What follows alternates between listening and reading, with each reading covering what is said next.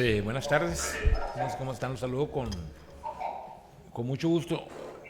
Yo soy Juan Carlos Loera. Sean bienvenidas y bienvenidos aquí al Senado de la República. Les agradezco mucho su asistencia y su paciencia, su tolerancia para dar inicio a este foro. Sin embargo, se nos alargó la discusión en una propuesta que precisamente hice yo ayer, y eso me pasa por andar. Y bueno, ya se hizo largo y quise venir nada más a pedirles un poquito más de tiempo, unos minutos más. Estamos a punto de votar. Estamos a punto, seguramente unos 10 minutos votamos, y entonces sí, ya vengo y me incorporo de lleno al foro para no iniciar ahorita y luego me va a tener que ir y van a decir, nomás vino a saludar y ya se fue. Sino el compromiso es venir y participar aquí en el foro. Sí me hacen el favor de disculparme, de aceptar mi disculpa. Iniciamos ahorita en un rato. ¿Sí estamos de acuerdo? ¿Sí? Ok, entonces ahorita, en cuanto votemos, ¿cuánto falta para que votemos, Alfredo? 5 o 10 minutos. 5 o 10 minutos, ¿sí? Ok, bueno. Y luego pues tú mientras hablas con los el equipo de los otros senadores, ¿sí? Ok, bueno, en un momento regresamos. Sí, gracias. Muchas gracias, senador.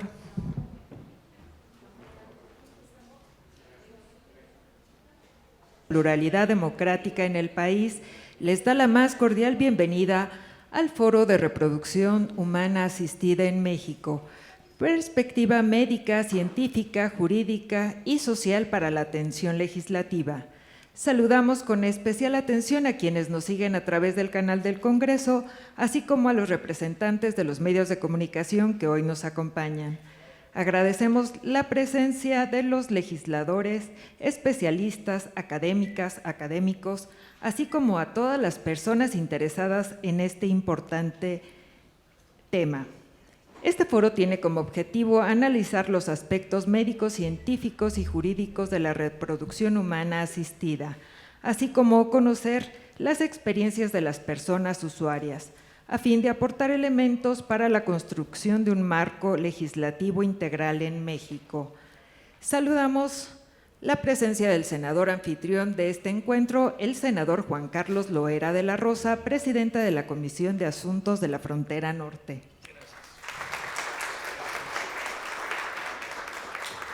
Nos acompaña también la doctora Patricia Gretel González, presidenta del Colegio de Bioética AC. Saludamos a la doctora María de Jesús Medina Arellano, investigadora del Instituto de Investigaciones Jurídicas de la UNAM. También se encuentra el doctor Esteban Cruz Arenas, del Departamento de Embriología de la Facultad de Medicina. Nos acompaña también Lluvia Fierro García, quien compartirá su testimonio. De manera virtual nos acompaña el doctor César Palacios González, investigador de Eurico Institute, Oxford.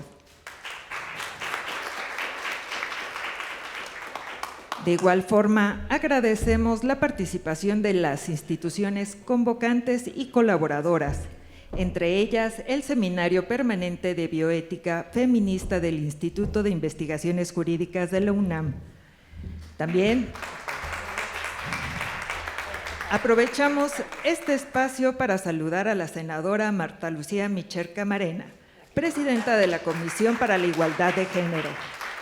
Gracias, buenas tardes. También agradecemos la colaboración y participación del Programa de Ética y Bioética de la Facultad de Medicina de la UNAM, así como al Centro de Ética Práctica Eurico de la Universidad de Oxford en Reino Unido.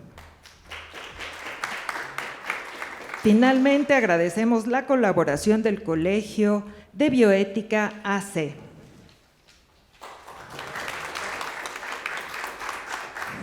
Para dar inicio a este foro, se concede el uso de la palabra al senador Juan Carlos Loera de la Rosa, presidente de la Comisión de Asuntos de la Frontera Norte. Adelante, senador. Gracias, bueno, bienvenidos y bienvenidas nuevamente. Les comentaba hace rato, Malú, vine aquí a ofrecerles una disculpa porque se nos alargó la jornada y venimos hace rato aquí a pedirles un poco de tolerancia y de paciencia. Muchas gracias, ya estamos aquí completo el equipo. Buenas tardes, los saludo con mucho gusto a quienes están aquí presentes, que hicieron el esfuerzo por participar en este foro, y también a todas las personas que nos acompañan. Miren, son bastantes, que nos acompañan a través de Webex y las redes sociales del Senado de la República. Sean bienvenidas y bienvenidos a la Casa del Federalismo, al foro Reproducción Humana Asistida en México, perspectivas médicas, científicas, jurídicas y sociales para su atención legislativa. Es un honor recibirles en este espacio de diálogo. Sean bienvenidos nuevamente y saludo con mucho gusto a mi compañera, amiga, senadora Malú Michel Camarena, presidenta de la Comisión para la Igualdad de Género, de la que orgullosamente formo parte y he aprendido mucho en materia de igualdad de género, gracias a todo lo que nos ha transmitido y toda la lucha de tanto tiempo de mi compañera Malú Michel. Te agradezco mucho, Malú, tu presencia. Refrenda que los grandes temas nacionales deben de abordarse con una visión de derechos, con compromiso hacia la igualdad sustantiva y con la perspectiva de género que estos asuntos exigen. Asimismo, le doy la bienvenida a todas las demás personas que ya fueron presentadas, Lluvia particularmente por ser impulsora de este foro, y agradecer también a la Universidad Nacional Autónoma de México, particularmente al Instituto de Investigaciones Jurídicas y a la Facultad de Medicina. Es un gusto contar con la participación en línea del Oxford Weiro Institute de la Universidad de Oxford en el Reino Unido, así como al Colegio de Bioética. Gracias por sumar conocimiento, experiencia y compromiso en esta conversación plural.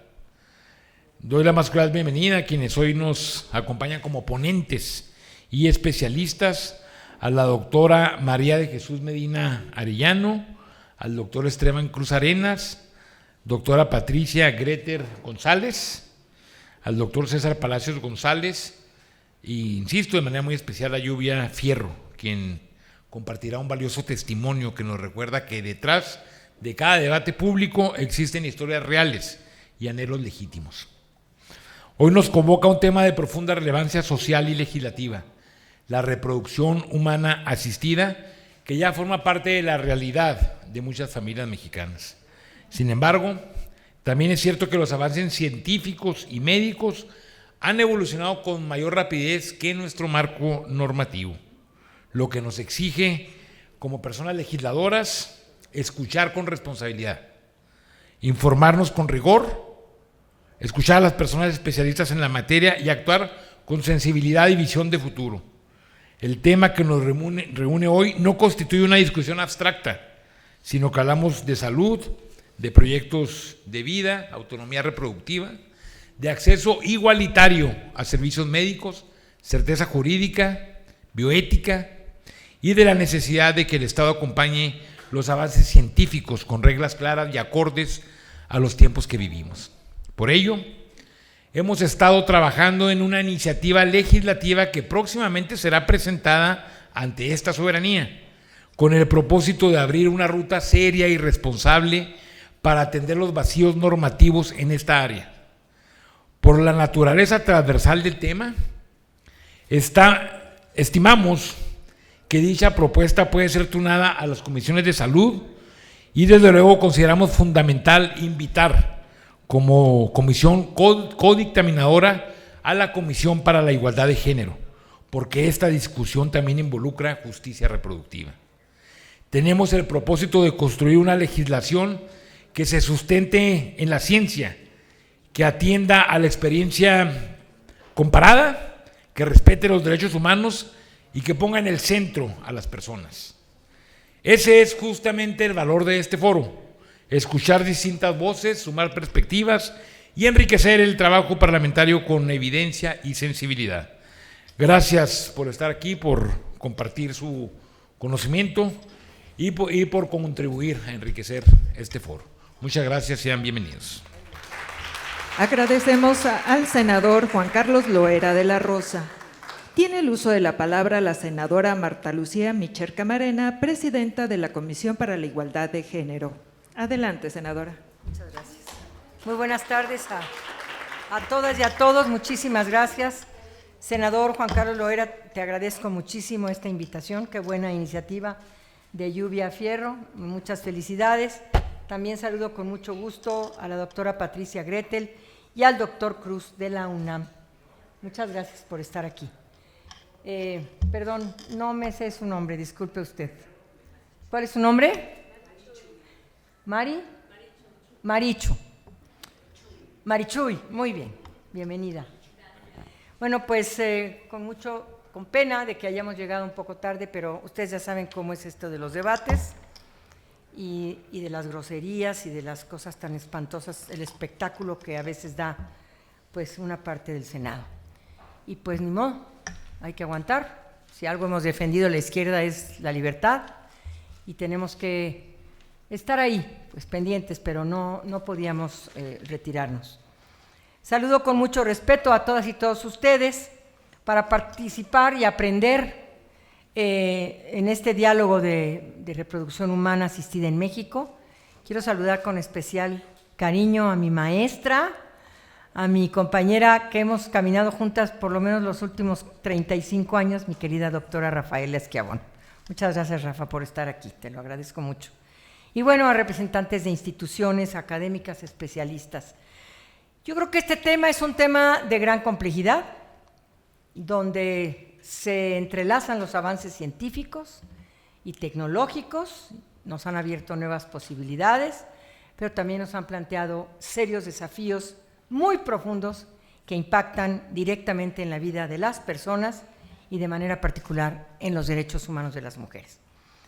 Este tema de la reproducción humana asistida no va a poder ser analizado jamás desde una dimensión únicamente médica a una dimensión tecnológica. Se trata de un fenómeno que involucra aspectos jurídicos, éticos, sociales, económicos y, por supuesto, esto nos convoca a una perspectiva integral. La Corte Interamericana de Derechos Humanos, en el caso Artavia Murillo contra Costa Rica, reconoció que las técnicas de reproducción asistida forman parte del ámbito de la vida privada y familiar, así como del derecho a la autonomía reproductiva. Ustedes lo saben, nosotras estamos hablando de 3 autonomías a los que nos ha llamado Naciones Unidas: la autonomía física, la autonomía económica y la autonomía en la toma de decisiones. La autonomía física se relaciona con que nuestra dignidad corporal, todo lo que significa el techo, una vida libre de violencias, los salarios que aseguren la integridad corporal, eso es nuestra autonomía física.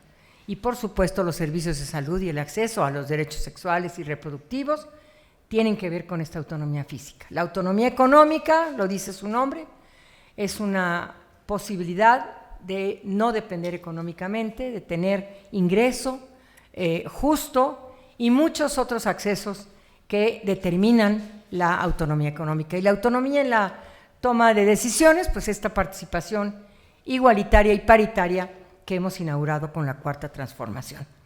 Por eso se reconoció, y creo que es muy importante, que este criterio que creó la Corte Interamericana coloca en el centro la posibilidad de las personas de decidir sobre su proyecto de vida. No lo inventamos nosotros, lo inventó y lo creó la Corte Interamericana.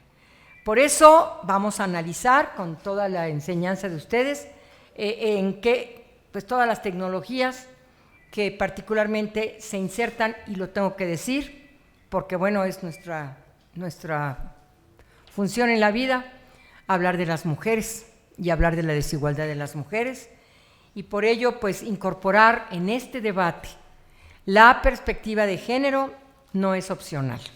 Es algo de lo que tenemos que hablar para hablar de las asimetrías del poder. Y agradezco, por supuesto, que se hable de la centralidad de la dignidad humana, que va a ser un eje rector y seguramente ustedes nos lo van a mencionar, la autonomía reproductiva, la igualdad y la no discriminación, la prohibición de toda forma de instrumentalización del cuerpo de las mujeres, que lo hemos dicho todo el tiempo en el feminismo, y también la obligación del Estado de prevenir cualquier forma de explotación en el ámbito reproductivo, que ha sido el tema de mayor, dijéramos, que se ha venido a una gran discusión internacional que tiene que ver precisamente con la explotación de nuestros cuerpos.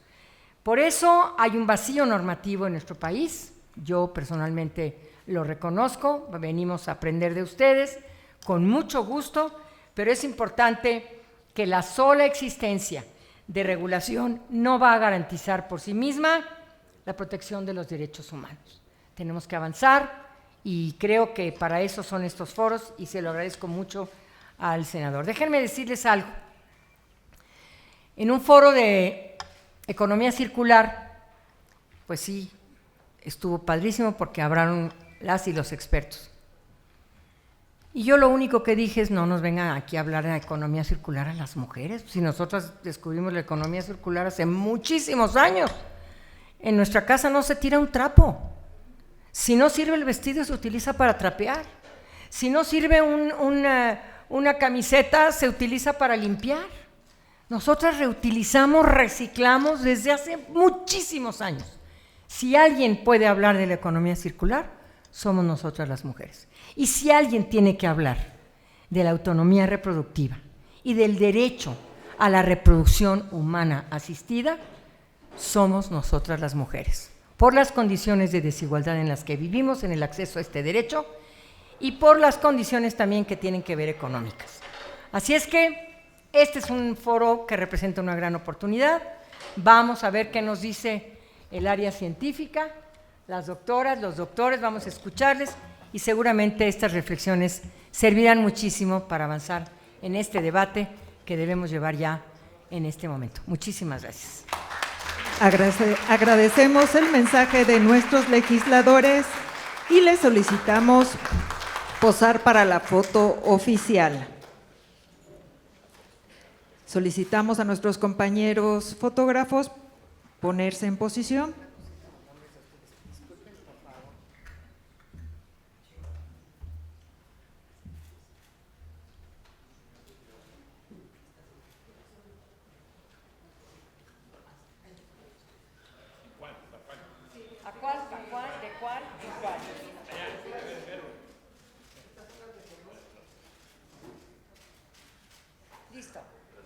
Muchísimas gracias. Aprovechamos el espacio para saludar a la maestra Indrani Morales Astudillo, responsable del Programa Institucional de Ética y Bioética de la Facultad de Medicina de la UNAM.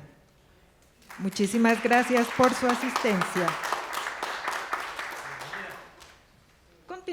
Continuando con el programa, damos paso al panel médico científico sobre reproducción humana asistida, en la que participarán la doctora Patricia Gretel González, quien es médica especialista en genética, jefa de genética del Centro Médico ABC, miembro emérito de la Sociedad Médica ABC, trabajó en el diseño y establecimiento del programa de diagnóstico prenatal en el Instituto Nacional de Perinatología. Ha laborado como médica clínica, profesora e investigadora. Su interés se ha enfocado en el diagnóstico prenatal, bioética y desde 2015 en los aspectos clínicos y de investigación de las enfermedades del tejido conectivo. Es miembro de la Asociación Mexicana de Genética Humana y del Ehlers-Danlos Society, presidenta del Colegio Mexicano de Ética y Genoma Humano, y presidenta del Colegio de Bioética AC. Además, es consejera del Consejo Consultivo de la Comisión Nacional de Bioética. Bienvenida. También participará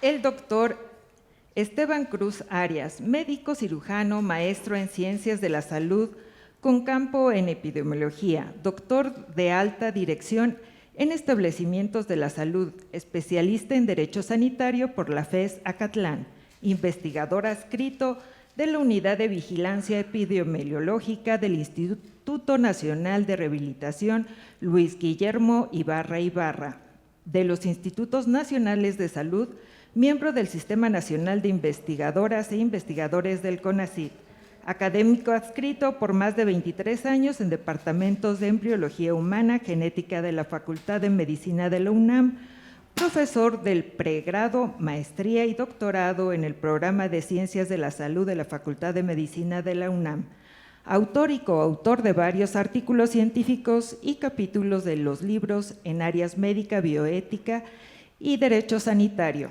Adelante, por favor.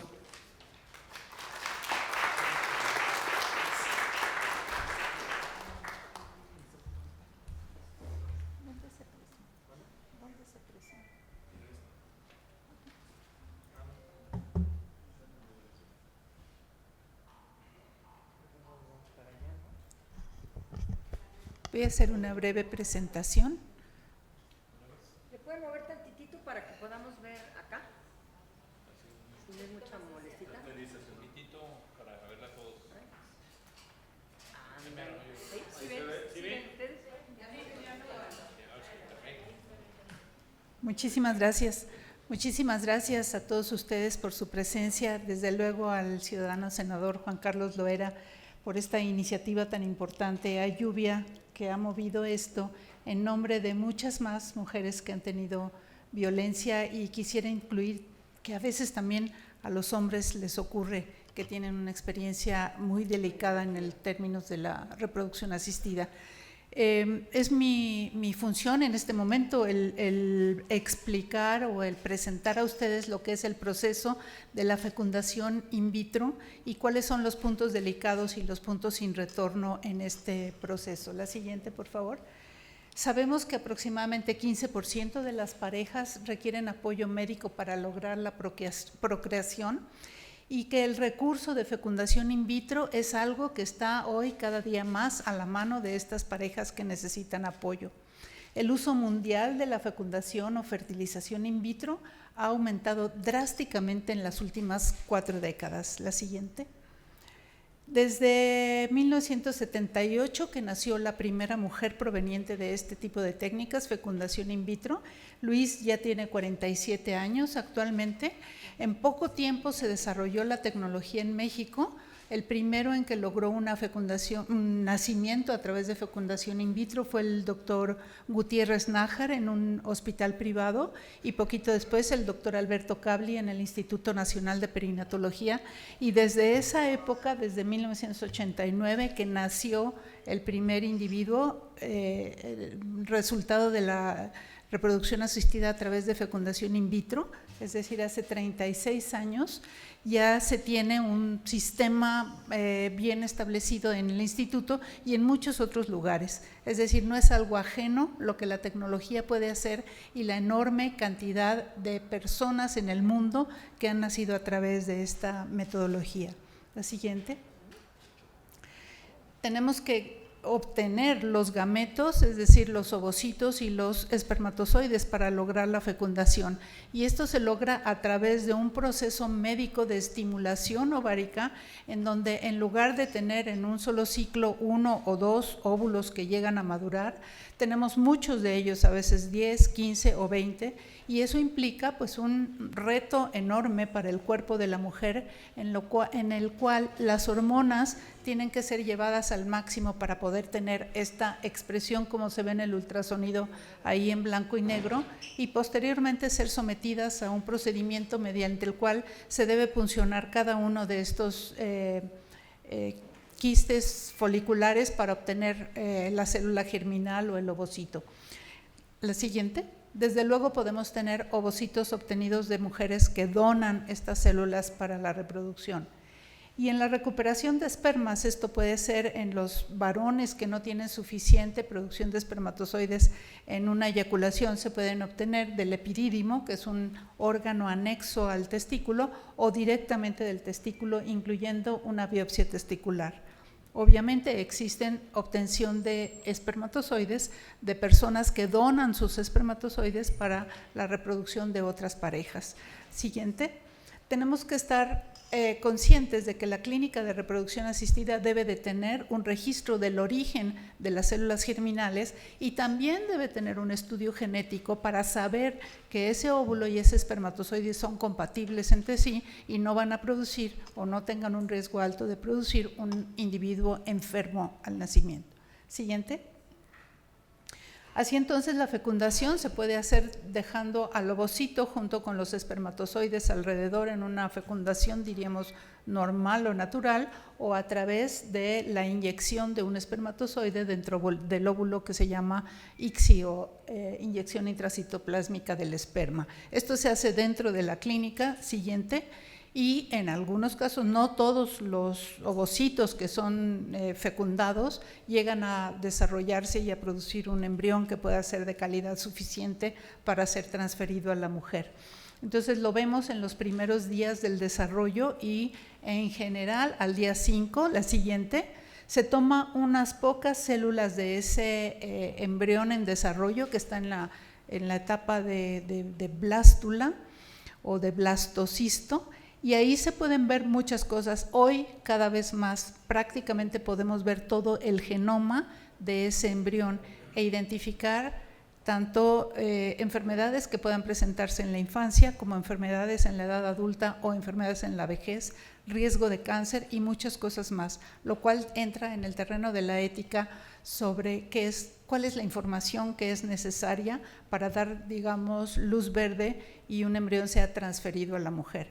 Cuando se hace la biopsia, el estudio puede llevar 2 semanas o 3 semanas, por lo tanto, el embrión tiene que ser congelado o, mejor dicho, vitrificado, que es un proceso mediante el cual se puede preservar el embrión en una cámara con nitrógeno líquido durante semanas, meses o años para llegar al momento de la descongelación, que también tiene su riesgo. No todos los embriones descongelados pueden ser viables para ser transferidos. Y la siguiente, una vez que se ha decidido que se va a transferir a la mujer, se toma con una pipeta, se introduce dentro de la cavidad uterina y queda cerca de lo que es el endometrio. Algunos embriones logran adherirse y penetrar para iniciar lo que sería ya un embarazo y otros no lo logran. En todo este proceso hay muchos pasos en los cuales tenemos la incertidumbre de cuántos óvulos vamos a tener, cuántos van a llegar a ser fecundados, cuántos van a ser viables, cuántos van a ser sanos y cuántos van a lograr congelar y descongelar y después lograr realmente tener una implantación. La siguiente. Así entonces tenemos etapas en las cuales tenemos que tener como muy claro lo que sería el consentimiento informado por un lado, que la pareja sepa de todos estos pasos, de los riesgos, ventajas, desventajas, de las posibilidades que existen de éxito, de las posibilidades de fracaso, de las posibilidades de tener un hijo enfermo, de las posibilidades de enfermar. En este sentido, pues la propia mujer específicamente es la que tiene riesgo de tener consecuencias debido a los tratamientos que se utilizan para hacer la obtención de múltiples ovocitos para el procedimiento. La fecundación in vitro, los riesgos y las posibilidades que tiene, igual que el diagnóstico genético preimplantación, sus resultados y su interpretación. La preservación de embriones, que también tiene ciertos riesgos y ventajas y desventajas. Y finalmente se pasó la diapositiva. La transferencia embrionaria, que no por decir que se transfirió un embrión significa que ya hay un embarazo, tiene que haber todavía todo un proceso en adelante. Entonces, en el consentimiento informado pues va el conocimiento de todo lo que va a pasar, pero además de todo está pues otros aspectos que vamos a revisar más adelante, que sería el aspecto de filiación, que ocurre cuando hay un óvulo donado, un esperma donado, un embrión donado, o un embarazo por sustitución. Entonces, toda la parte de filiación tiene que ser tratada de manera muy específica aparte, y la voluntad de los padres de procrear, que debe ser también un documento específico, algo específicamente dirigido para eso. Ese es el proceso en general y tenemos otras ponencias que van a nutrir el conocimiento de esto y al final una discusión. Muchísimas gracias. Agradecemos a la doctora Patricia Gretel González. Continuamos con el panel médico-científico y es el turno del doctor Esteban Cruz Arenas. Adelante. Muchísimas gracias. Muy buenas tardes tengan todas y todos ustedes. Agradezco la invitación al Senado de la República, al senador Juan Carlos Loera por la invitación. Agradezco de manera también especial a la doctora María Jesús Arellano, una gran docente previamente en la universidad, que he tenido la oportunidad de conocerla. Muchas gracias a mis compañeros, a todos los presentes aquí. Yo quiero resaltar un aspecto importante y retomando lo que la doctora Greder ha comenzado a referir. En principio, comentar que la reproducción, las técnicas de reproducción no es una cuestión nueva, es una cuestión o una serie de procesos que se ha venido realizando ya desde hace mucho tiempo, como se comentó desde el 78 específicamente en el Reino Unido. Aquí en México 10 años aproximadamente después, y para ello, bueno, se ha realizado en varias instituciones.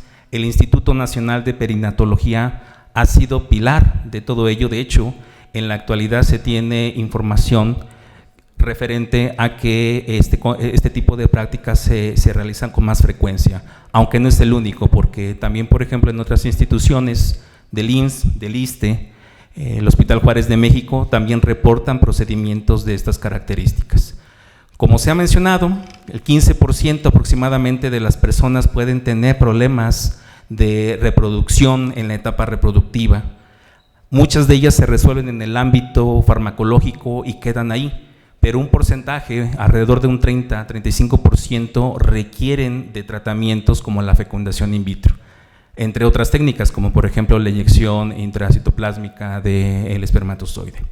Pues bien, la doctora Greter ha tomado un punto muy importante y relevante en lo que es la práctica de este tipo de técnicas, y es el consentimiento informado. Un instrumento que nace ciertamente con una perspectiva bioética, pero que después, por todo el contexto que le da origen después de la Segunda Guerra Mundial y la necesidad de proteger a las personas que en este caso fueron motivo de experimentación, el Código de Nuremberg, la Declaración de Helsinki, ahí se manifiesta el origen del consentimiento informado, importante, vital, para que en este caso se respalde a las personas participantes, a los pacientes, a las pacientes. Este documento lo utilizamos en el área médica con la finalidad, como lo he mencionado, de que se proteja cada una de las actividades, en este caso, en las que el médico, cuando tiene una perspectiva de tipo clínica, pero también desde el punto de vista de investigación, porque también hay un consentimiento que está relacionado finalmente con esta práctica. Sin embargo, entre todo ello, lo que se puede visualizar en la actualidad es que este documento, si bien tiene un fundamento jurídico bien establecido en la norma oficial 004, en la Ley General de Salud, a su vez en la Constitución se menciona, hay muchos vacíos que todavía en este caso se requieren resolver. ¿Por qué? Porque se necesita justamente adaptar este documento a las necesidades específicas de esta población. ¿Por qué? Porque tenemos escenarios muy diferentes, como lo ha comentado también la doctora Greder.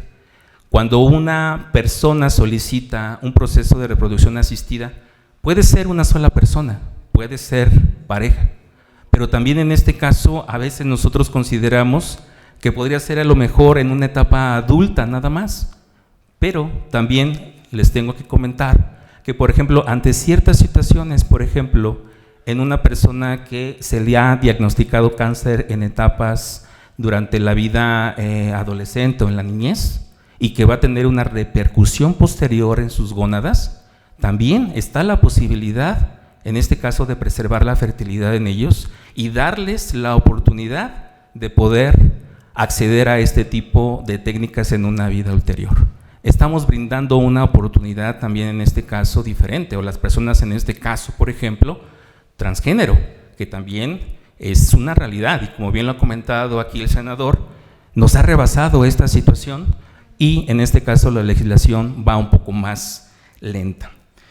Pues bien, como he mencionado, el consentimiento informado es un parteaguas de la realización de este diferente tipo de técnicas y que requiere una apreciación en especial, en específico, en la cual participemos no solamente personas vinculadas con el ámbito médico, sino también en el ámbito jurídico, sanitario, personal de enfermería, personal administrativo.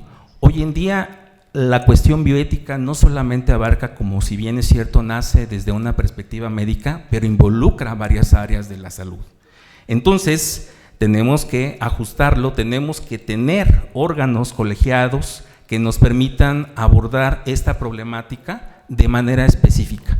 Porque es más, esto es solo una pequeña parte, pero cuando se llega a la situación de casos específicos en los cuales, por ejemplo, es solo una persona la que desea procrear bajo ciertas características, condiciones que hoy en día es así, o por ejemplo, en este caso, parejas de un mismo sexo, tenemos que ver las condiciones y en este caso favorecer, proteger todos y cada uno de esos procedimientos que en este caso se realizó. El consentimiento informado tiene esa finalidad de asegurar que los participantes lleven a buen fin y puedan en este caso pues poder procrear. Pues bien, hay otro aspecto relevante que quiero comentar y que es también un tema de interés aquí. He mencionado que este tipo de técnica se realiza ya desde hace muchos años, es cierto, en la parte pública, pero algo muy llamativo es que se realiza también en el ámbito privado. Hasta lo que fue el año pasado, en la página de la COFEPRIS, estaban registradas alrededor de 135 clínicas particulares que ofrecen servicios de estas características. Podemos acceder de una manera rápida a través de un buscador y ver en este caso. ¿Qué es lo que está pasando? ¿Cómo en este caso se está manifestando toda la situación del consentimiento informado para los usuarios que en este caso están accediendo? Necesitamos revisar todos estos y cada uno de los aspectos. ¿Por qué? Porque si lo vemos, por ejemplo, algunas páginas ofrecen servicios que no necesariamente están vinculados con una perspectiva real científica.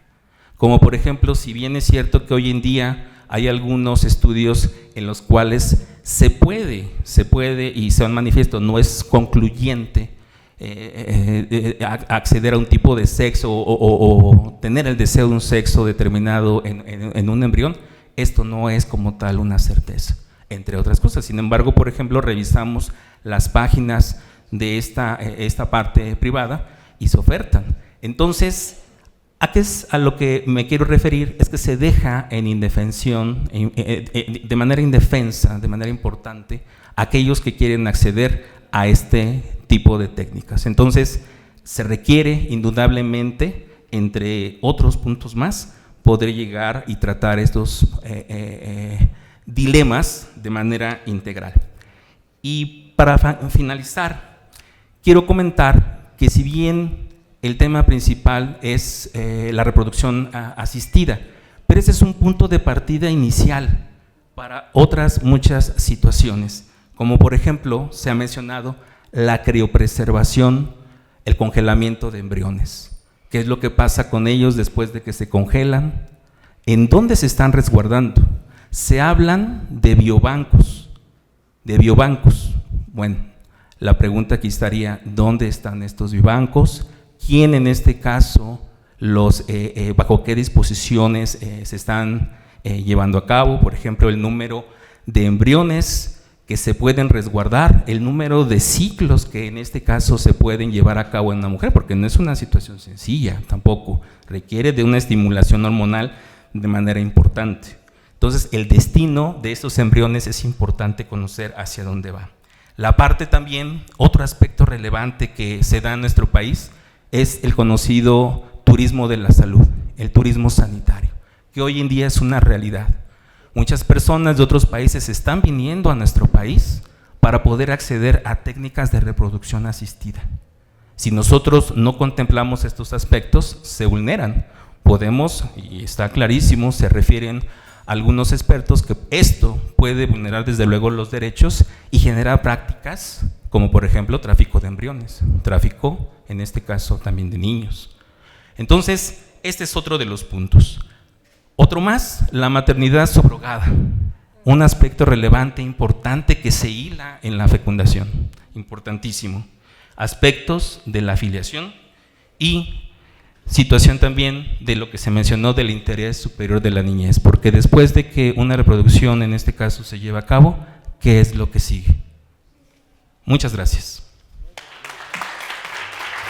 Agradecemos al doctor Esteban Cruz Arenas. Continuamos con la ponencia sobre los aspectos éticos y legales, la necesidad de regulación y los desafíos jurídicos, donde participa la doctora María de Jesús Medina Arellano, quien es investigadora titular del Instituto de Investigaciones Jurídicas de la UNAM, doctora en Bioética y Jurisprudencia Médica por la Universidad de Massachusetts e investigadora nacional número 2, especialista en bioética, derechos humanos, derechos médicos y regulación de nuevas biotecnologías. Ha coordinado el Diplomado de Bioética, Salud y Bioderecho de la UNAM y ha encabezado redes académicas iberoamericanas. Es miembro de la Academia Mexicana de Ciencias y editora de revistas internacionales especializadas. Cuenta con reconocimientos como la Medalla Alfonso Caso y el Premio Sor Juana Inés de la Cruz y la Distinción Universitaria para Jóvenes Académicos. Tiene una amplia producción académica de libros, artículos y proyectos de investigación nacional e internacional. Adelante, doctora. Muchas gracias. Gracias por esta cálida presentación. Nada más voy a hacer una pequeña aclaración. Es de la Universidad de Manchester, es mi alma mater, no me vayan a desterrar. Bueno, y pues agradecer muchísimo al senador Loera, a la senadora Manu Michel, con cariño, que pues nos ha acompañado desde hace muchas temporadas, porque decimos, ¿cuántas temporadas tenemos hablando de estos temas, no? Y finalmente, pues, Lluvia, quien ha tenido, pues, la verdad, la valentía, hay que reconocerlo, para estar aquí con nosotras, para exponer su caso y para representar lo que muchas mujeres están viviendo en el ámbito de las tecnologías reproductivas como formas de violencia, así lo vamos a enmarcar como está presentado en la iniciativa. Entonces, gracias, senadores, y esperemos que esta sea la buena y que marque precisamente la ruta para poder continuar dando certeza jurídica y sobre todo a favor de las personas que ya somos parte de un grupo vulnerable históricamente en este país y que las cargas son desproporcionadas. Entonces, mi participación es para apoyar esta iniciativa y para señalar que expone muy bien la insuficiencia regulatoria que tenemos en las tecnologías de reproducción asistida. Obviamente, esto lo hemos dicho también de la mano del Colegio de Bioética. Aquí están también integrantes del colegio, nuestra presidenta, y no nos vamos a cansar hasta que pues se haga una justicia y se revisen los procesos que se llevan a cabo en las clínicas de reproducción asistida y en este particular caso entre particulares, porque no queremos que se reduzca a un simple contrato mercantil o administrativo, ¿no? Estamos hablando de proyectos de vida que importan, y entonces el consentimiento pues se tiene que reconfigurar en cuanto a proyecto de vida, planes de vida y en cuanto a las personas que pueden ser víctimas en estos procesos y cómo vamos a garantizar pues que integre una voluntad procreacional como un eje filiatorio y establecer responsabilidad civil diferenciada. No es revisar otra vez el consentimiento. Tenemos muchísima teoría respecto al consentimiento informado y sabemos que no es un documento, es un proceso continuo, pero no es lo mismo cuando estamos hablando de planes de vida y hay desistimiento injustificado en estos planes de vida. Entonces, para proteger una autonomía reproductiva y garantizar reparaciones del daño, vamos a tener que evaluar cuando la interrupción de un tratamiento afecta desproporcionadamente el cuerpo y el proyecto de vida de algunas personas, y generalmente son los cuerpos de las mujeres las que son afectados. Como dijo la doctora Greter, no son los únicos, pero seguimos siendo los que más son afectados. Entonces esto destaca la importancia de verlo desde un ojo de derechos humanos y bajo los estándares internacionales que ya tenemos al respecto. El senador Loera lo decía muy bien, Artavia Murillo, y tenemos otros casos en cortes internacionales. Adelante, por favor, con la presentación. Bueno, aquí me detuve con el abstract, pero voy adelante. Sé que están siguiendo también muchas colegas el evento en línea, entonces va a ser muy importante su participación para fortalecer, para robustecer esta iniciativa, porque sabemos que ante la ausencia de regulación, pues no siempre se resuelven los casos de manera bioética en las clínicas. Y cada quien lleva a cabo, sobre todo en el ámbito privado, las pautas éticas que más les convienen. Y generalmente son las económicas. Adelante, por favor. Ya lo hemos dicho la doctora Alma Beltrán y Puga y su servidora, que estos vacíos no solamente van en detrimento de nosotras, sino que fomentan la perpetuación de cargas estructurales. Adelante.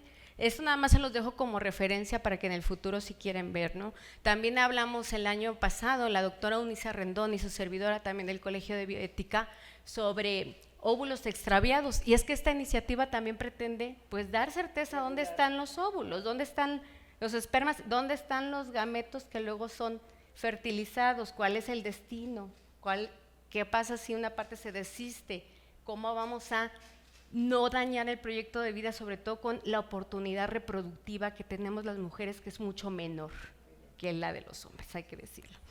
Entonces, aquí también tenemos que en las clínicas a veces se pierden los óvulos, se pierde el material que a veces, bueno, que en nosotras no es infinito, es finito, ¿no? Y hay que pues poner reglas al respecto. Adelante, por favor.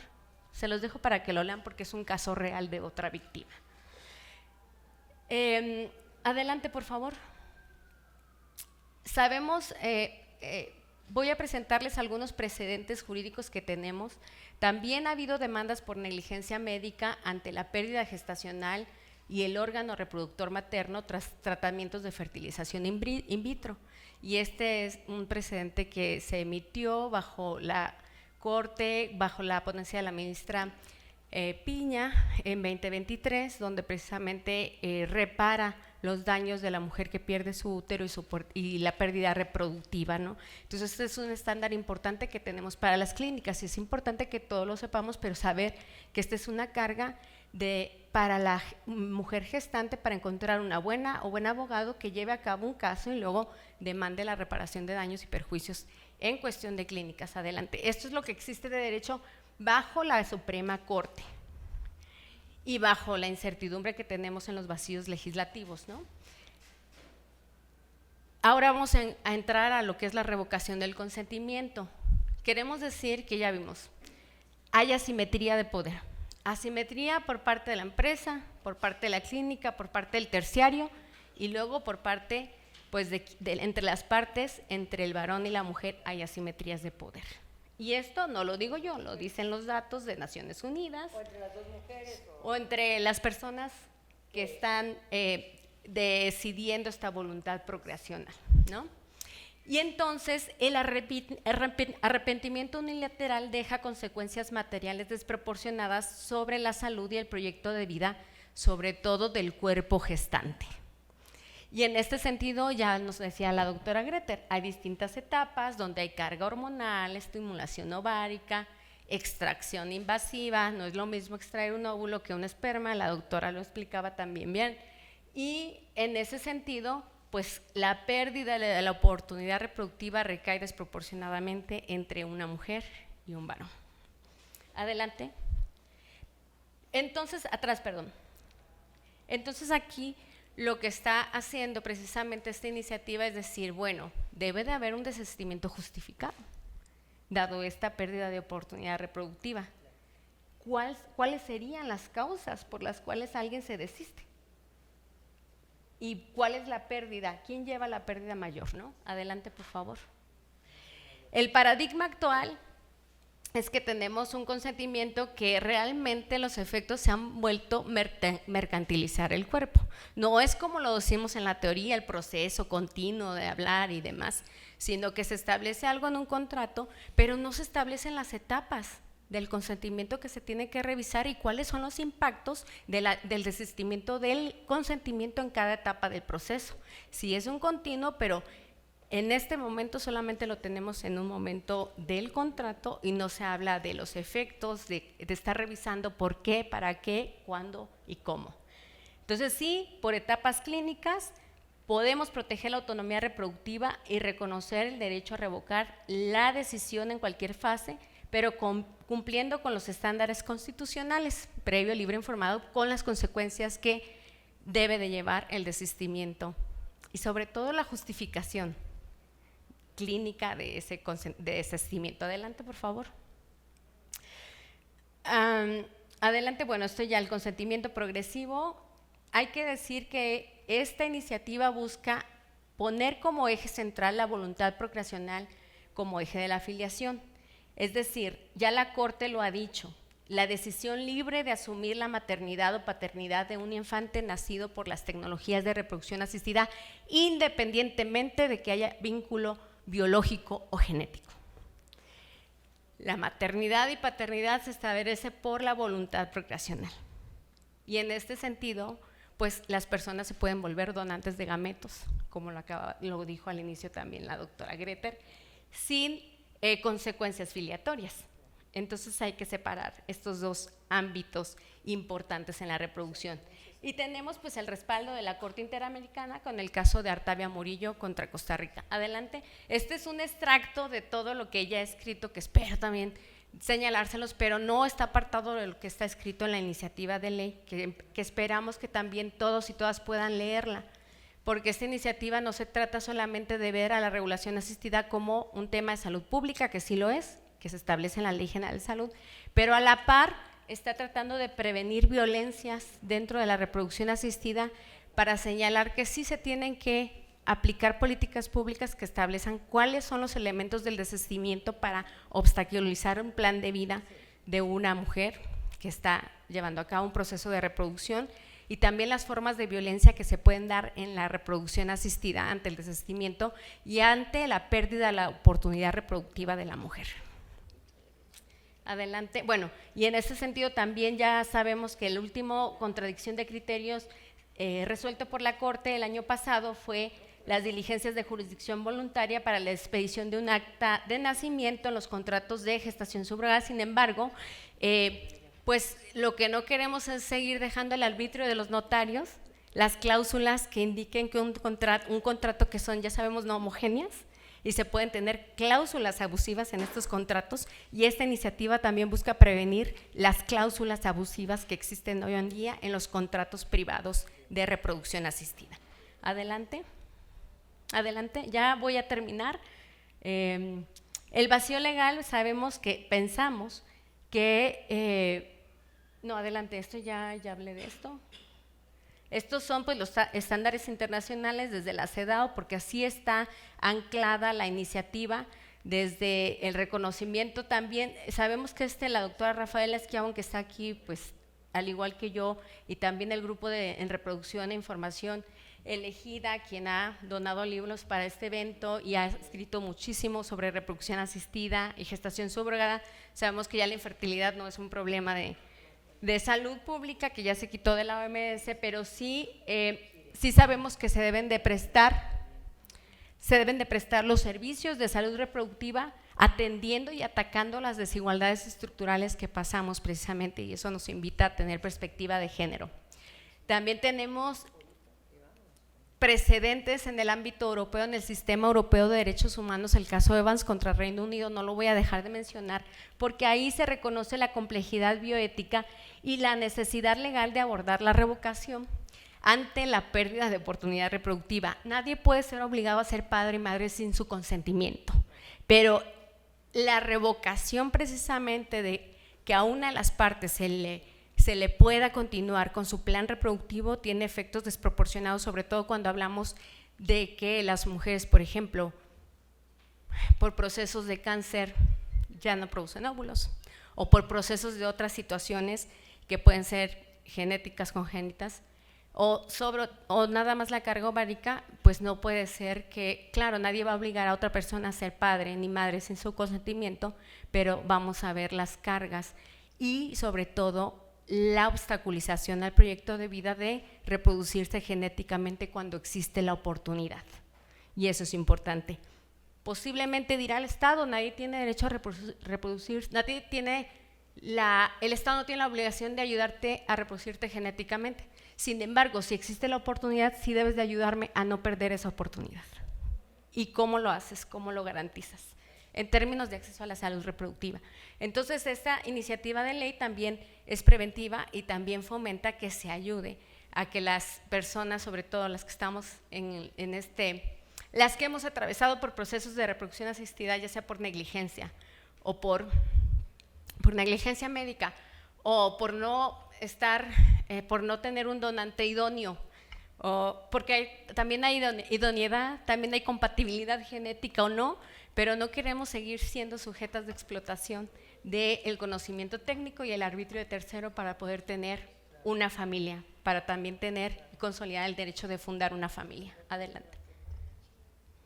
Adelante. Bueno, ya con esto quiero cerrar. Regular las técnicas de reproducción asistida no implica restringir derechos, sino garantizar que su ejercicio no reproduzca desigualdades ni genere daños desproporcionados. Entonces, el rediseño legal que plantea esta iniciativa me parece una prevención a las violencias que ya sufrimos en el ámbito reproductivo. Gracias. Agradecemos la participación de la doctora María de Jesús Medina Arellano. Continuando con el panel ético-legal, toca el turno del doctor César Palacio González, quien es director de educación de Jurijo Oxford Institute de la Universidad de Oxford. También se desempeña como investigador senior en ética y práctica del mismo instituto y es miembro investigador de Wolfson College, igualmente de la Universidad de Oxford. Sus intereses académicos incluyen la ética práctica y la bioética y la filosofía de la medicina. Durante los últimos 10 años, el doctor Palacios se ha dedicado a investigar la reproducción humana desde la ética y el bioderecho.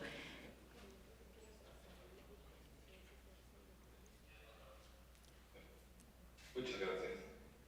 Adelante, doctor. ¿Me escuchan? Sí.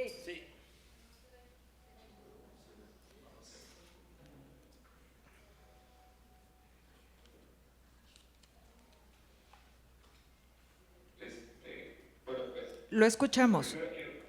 perfecto, gracias.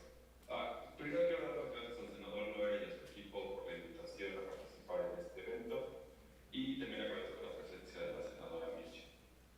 Ahora, la gran mayoría de los académicos que trabajan en cuestiones de reproducción asistida sostienen que México necesita una regulación integral en esta materia.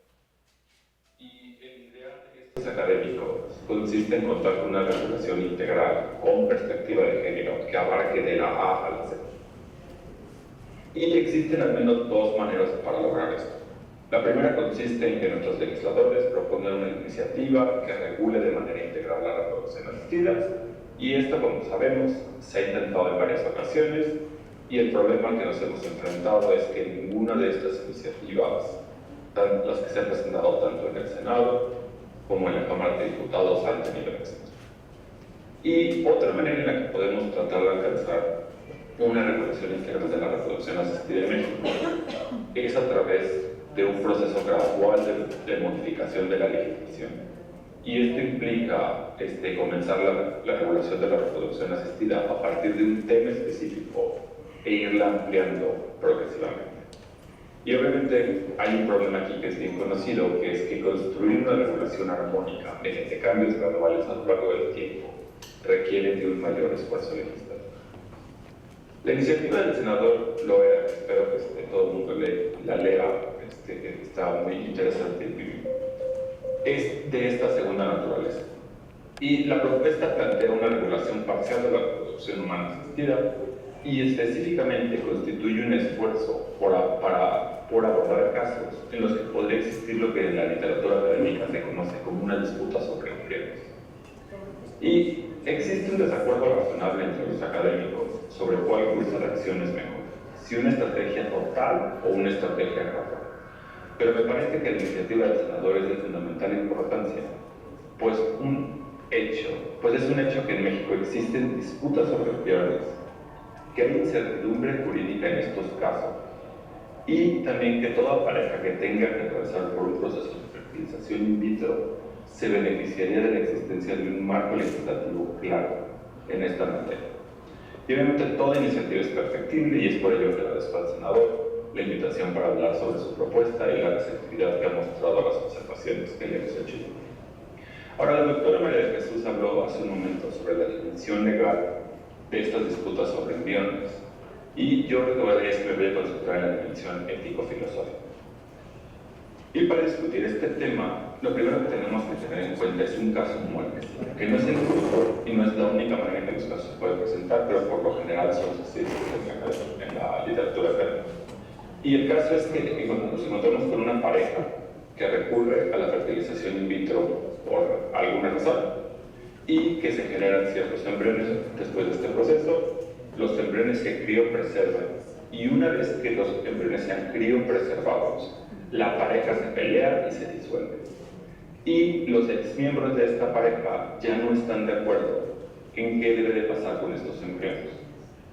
Y no estar de acuerdo aquí puede querer decir dos cosas diferentes. La primera es que uno de ellos quiera que los embriones se transfieran, que lleguen a término, y la otra parte quiere que los embriones se destruyan. Pero también puede querer decir que existe una disputa entre quién estará los embriones. Y el caso que más comúnmente se discute en la literatura, tanto de derecho como de filosofía, es aquel donde una parte quiere destruir los embriones y la otra parte quiere preservarlos. Y los temas filosóficos que están presentes en este tipo de controversia son al menos 4. Uno es el estatuto de los embriones humanos, otro es los conflictos de derechos que se generan por esta situación, otro es la importancia del parentesco genético y otro es el consentimiento informe.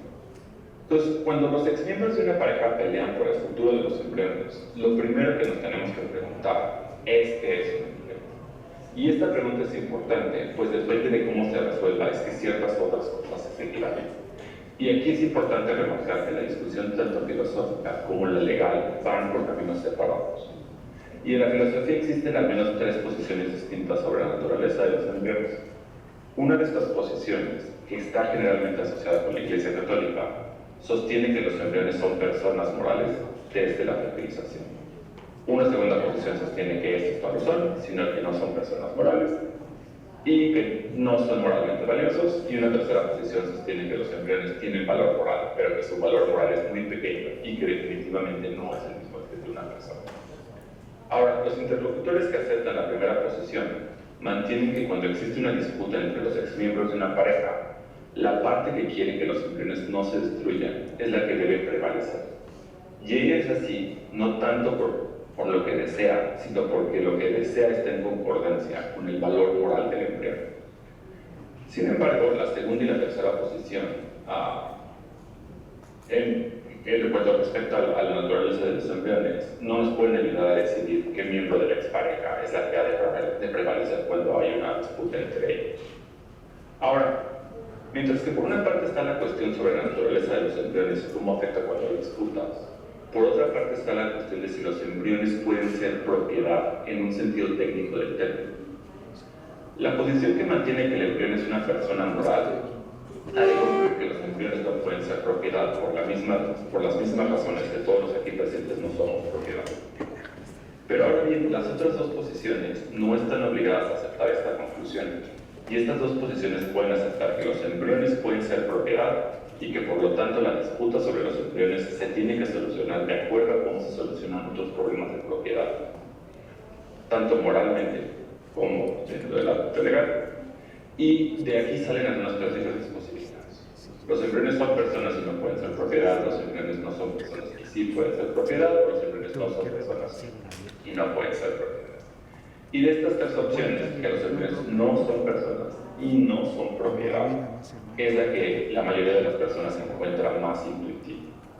Ahora, el siguiente elemento filosófico que sale a relucir en estas disputas sobre embriones es la de conflictos de derechos o conflictos de intereses, si a la gente no les gusta la palabra derechos. Y existen al menos dos tipos de conflictos aquí. Uno es el conflicto entre el derecho a ser madre o padre genético y el derecho a no ser madre o padre genético. Y el segundo conflicto es el conflicto entre el derecho a ser madre o padre legal y el derecho a no ser madre o padre legal.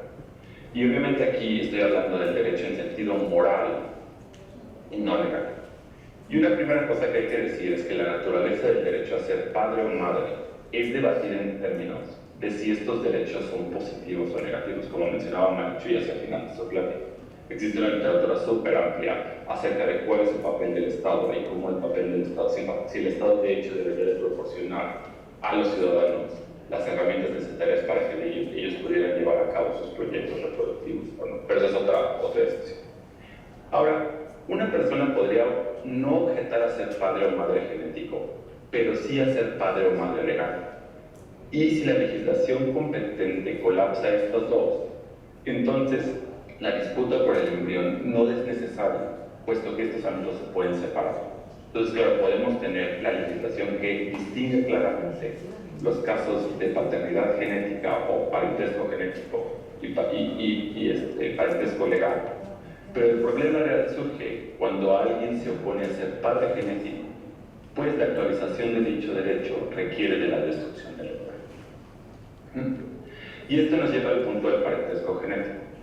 Cuando se piensa en cuáles son los efectos a que uno de estos derechos no se satisfaga, entonces tenemos que pensar en cuáles son los daños que de hecho suceden. En la literatura académica se han identificado al menos dos tipos de daño cuando el derecho a no ser padre genético no se satisface. Entonces podría generarse tanto daño psicológico o, se le conoce, daño adscripcional.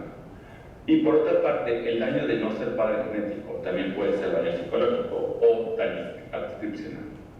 Y algo interesante es que la mayoría de las cortes que han lidiado con este caso de disputas de embriones han considerado que el daño psicológico de la persona que no quiere ser padre pesa más que el daño a quien sí quiere ser madre genética. En general, el hombre es el que no quiere ser padre genético y la madre es la que sí quiere ser madre genética en esta de la literatura contemporánea. Y lo importante recalcar aquí es que es el tipo de daño que puede acaecer dependiendo de muchos factores. Y el principal de ellos es que si la persona que no será madre genética, de hecho tiene la posibilidad de tener descendencia genéticamente relacionada con ella, con otra pareja o por medio de la donación de gametos. Muchos de los casos más complicados de la literatura son aquellos donde la mujer ya no tiene la posibilidad de ser madre genética porque se le han retirado los ovarios o ya no tiene más óvulos, mientras que el hombre sí tiene dicha capacidad. Este es por ejemplo el caso de Evans y muchísimos casos más en jurisdicciones de Estados Unidos. Y el problema filosófico interesante aquí es que cualquiera de estas dos decisiones acerca de a quién favorece, por ejemplo, la corte, causa un tipo de daño y es un daño irreparable. Pero lo importante para los filósofos y para la gente trabajando en el bioderecho es justo dirimir cómo se han de comparar estos daños. Y ciertas cortes han concluido que el daño de convertirse en padre genético es mayor que el daño de no poder ser madre genética, mientras que otras cortes han concluido lo contrario. Lo interesante aquí es que hay una variedad de decisiones de las diferentes cortes. Y una de las cosas que ha pasado es que mientras en el pasado se le había estado dando más peso al derecho a no ser padre genético, las últimas decisiones de las cortes, por ejemplo en Estados Unidos, se han estado moviendo cada vez más hacia que el daño de no ser una madre genética es lo que tiene que prevalecer, sobre todo en casos donde la mujer ya no podría tener otros hijos. Y también, como se comentaba en una de las pláticas anteriores, una cosa muy importante aquí es el consentimiento informado. Pues el consentimiento informado es una pieza fundamental de la ética. Y el consentimiento informado es lo que transforma una agresión física en un acto terapéutico. Entonces, el consentimiento informado es lo que transforma un acto punible en algo que no sea punible. Y es importante notar que la discusión académica en este tema trata de distinguir muy claramente los contratos entre las partes y el consentimiento a las intervenciones médicas. Y lo que tratan y lo intentan hacer porque la naturaleza de ambas cosas es distinta. Entonces, en términos del consentimiento informado, hay dos posiciones, al menos cuando estamos hablando de disputas sobre embriones. Una de ellas mantiene que es el consentimiento informado contemporáneo el que ha de prevalecer, entonces lo que la persona decide. Y la otra posición mantiene que de hecho es el consentimiento informado que se dio en el pasado el que es el relevante, en el sentido de que lo que le sucederá a los embriones. No importando, o no obstante estas dos posiciones, una cosa que también es clara de la experiencia internacional sobre este tipo de casos es que cuando parece ser que hubiera una disputa acerca de qué es lo que va a suceder con los embriones, lo que no se tiene que hacer es destruir los embriones. Lo que se tiene que hacer es justo mantener la integridad de los embriones, ya sea a través de mantenerlos preservados. Y ahora, es cierto que las posiciones sobre el término de consentimiento informado, o más bien la discusión académica sobre el consentimiento informado, no solo compete la reproducción asistida y de hecho abarca toda la medicina. Y uno de los casos donde más se ha estudiado es en el caso de los trasplantes de órganos. Claro, no tienen ahorita nada que ver con lo que estamos discutiendo. Pero una cosa importante es que parece ser que hay buenas razones para separar estos dos sobre los contratos o las condiciones bajo las que las personas acepten llevar a cabo la reproducción asistida y por otro lado el consentimiento. Y una de las razones que existe para hacer esto es porque cuando giramos y vemos el consentimiento informado en otras áreas de la medicina, lo que la literatura y lo que las cortes en general han recalcado es que el consentimiento informado sí se puede revocar, aun cuando esta revocación pueda causar daños sustantivos a las personas. Y en el caso de los trasplantes de órganos, por ejemplo, está este caso muy famoso de McFaul versus Shin, donde el hecho, por ejemplo, una persona se rehúsa a donar médula y eso acaba, lo que acaba es que la otra persona no se puede salvar. O, por ejemplo, también hay muchos casos de la discusión académica donde las personas dicen que van a donar un órgano, este órgano va a salvar a alguien más, pero al final del día ellas el consentimiento está pensado de una manera tal que ellos pueden revocarlo, aun cuando sea esto una cosa que va a hacer que la otra persona no se pueda salvar. Pero en el caso de la reproducción asistida, por eso es importante distinguir entre el consentimiento informado en términos de lo que pasa de las técnicas médicas y las condiciones bajo las cuales las partes deciden qué es lo que le va a pasar a los embriones en caso, por ejemplo, de disputa entre la pareja o de divorcio o de separación. Entonces, este es simplemente me extendí demasiado, pero este es un panorama súper rápido sobre cuáles son los problemas filosóficos que encontramos sobre esta que tienen que ver en específico con la propuesta del senador Loera. Muchas gracias. Agradecemos al doctor César Palacios González. Como parte fundamental de este diálogo, escucharemos un testimonio sobre reproducción humana asistida. Se concede el uso de la palabra a Lluvia Fierro García. Adelante, por favor.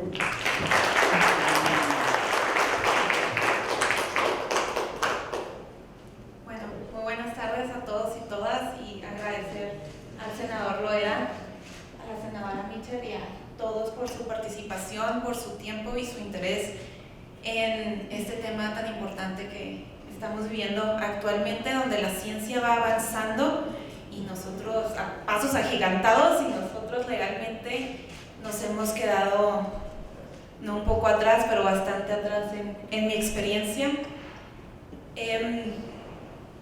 No existe mayor desigualdad que tratar igual a quienes viven situaciones diferentes. Thomas Jefferson. Y este es mi caso. Aunque ambas partes firman un consentimiento, el impacto biológico, psicológico, emocional, físico, no recae de la misma forma en el hombre como en la mujer. En enero del 2024 inicié mi primer tratamiento in vitro en Ciudad Juárez, el cual no fue exitoso. El doctor en Ciudad Juárez me diagnosticó con reserva ovárica baja y de mala calidad. Automáticamente me abrió la puerta de ovodonación, adoptar, etcétera, ¿verdad? Yo firme y tenaz me vine a la Ciudad de México a buscar una segunda opinión y fui con 3 diferentes especialistas. Entre estudios y uno y el otro y dialogando todas estas opiniones médicas, me encontré con que mi caso era aún más complejo. No solamente tenía reserva ovárica baja, sino tenía un adenomioma en mi útero de 7 milímetros, el cual, si yo lograba tener un embrión y un embarazo, las probabilidades de que yo lo perdiera iban a ser muy altas. Entonces pero el doctor al mismo tiempo me da ánimos y oportunidad de, a través de PRP, plasma en los ovarios, poder subir mi hormona antimuleriana y por medio de un tratamiento de Soladex inhibirme, que es ponerme en una menopausia, para intentar reducir este adenomioma y poder concretar un embarazo. Entonces, pues en ese momento empiezo la segunda etapa, de una etapa muy larga, y como bien sabemos, los tratamientos hormonales a la hora de estimular los ovarios para extraer estos ovocitos son muy fuertes y se llevan al cuerpo de la mujer a otros niveles. Si a eso le sumamos que a mí me pusieron una menopausia donde no producí hormonas, estaba por todos lados, me decía el doctor, estamos como en una tornamesa el DJ con todos los medicamentos. Se hace la primera prueba, el primer ciclo, el cual logramos tener un solo embrión, pero el embrión no es genéticamente sano. Intentamos una vez más, que ya es mi tercer intento, donde se hace un protocolo alargado, pero se cancela porque mi cuerpo no reaccionó y los ovocitos no crecían. Pasa un mes y al siguiente ciclo vuelvo a intentar y finalmente logramos tener un embrión sano. Aún recuerdo la alegría, la noticia ese día, porque algo que me dijeron que no iba a lograr, lo logré. Y cabe mencionar que hablando de los consentimientos informados, la clínica, en mi caso, me dio uno donde me informa cómo es el proceso. Después hay otro donde tú autorizas que los materiales, tanto tú como tu pareja genéticos, se fecunden, ¿verdad? Ya una vez que tú tienes un embrión sano, pasas a otra etapa donde se vuelven a firmar estos consentimientos, donde se autoriza, la subscrita autoriza que va a entrar este tratamiento y tu pareja autoriza que la transferencia se pueda llevar a cabo. Este tratamiento, esta segunda parte, que es la estimulación del endometrio, puede llevar de 14 a aproximadamente 21 días, un poco más, dependiendo la reacción del cuerpo de la mujer. No se puede saber con certeza, al menos ese fue mi caso. Me recomienda el doctor una histeroscopía, que es para como exfoliar el útero, para la preparación de la cunita, así me dijo, para subir los porcentajes de implantación. Hago la histeroscopía, se firman los consentimientos y empiezo con los tratamientos para estimular el endometrio. 3 días antes de la transferencia, Estoy aquí en la clínica en Ciudad de México. Yo vivo en Ciudad Juárez y viajaba. Cuando me avisan que mi entonces esposo, por medio de un correo electrónico, solicitó que se cancelara la transferencia. Estaba en shock 3 días antes, después de toda esta jornada tan larga, literal en shock, esas son las palabras. ¿Y qué sucede? En este consentimiento que firmamos para la transferencia, al final viene un anexo en el contrato, y el anexo dice: la suscrita, y vienen otros detalles, solicita que se cancele el tratamiento al cual ella está siendo sometida.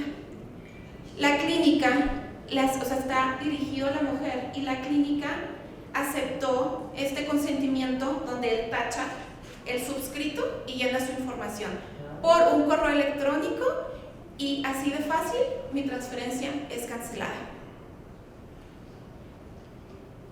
Intentando dialogar con él, hacerlo cambiar de manera de pensar, porque todo esto fue sorprendente para mí, dándole la opción de que actuara como un donante conocido, donde él se podía deslindar por completo legalmente y económicamente de esta responsabilidad de ser padre si se llegara a dar el embarazo, porque todavía pasas a la etapa donde no tienes la certeza que vas a estar embarazada. Al principio lo contempló, después dijo que no. En ese momento yo inicié un proceso por la vía legal, el cual duró aproximadamente 12 meses. Cabe mencionar que todos los tratamientos médicos yo los pagué. Yo corrí con todos los gastos. Empiezo con esta asesoría jurídica, nadie sabe nada. Desinformación, estás mucho basada en el criterio de la persona y casos que te puedan apoyar. Metimos una primera demanda. El juzgado se declara incompetente, no saben qué hacer con el tema. Metemos otra demanda a otro juzgado. Aquí en la Ciudad de México. Otra vez el juzgado se declara incompetente. Al quinto intento, un juzgado admite la demanda, se notifica a la clínica, y la clínica, su reacción es negativa, amparos.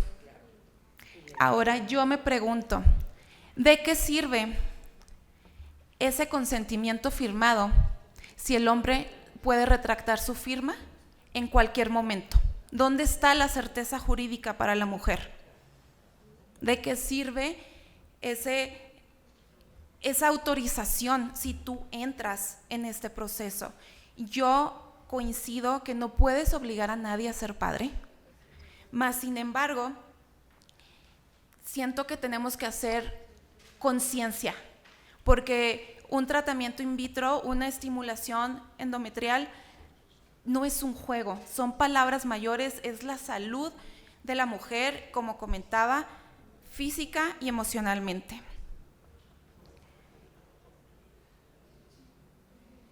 Agradezco muchísimo que tengamos esta oportunidad para dialogar. Estoy yo segura que no soy la única mujer en esta situación. Gracias a Dios, yo seguí avanzando a la par, y pienso no solamente legalmente, sino con el diálogo con mi expareja, y después de un año él accedió a firmar el consentimiento.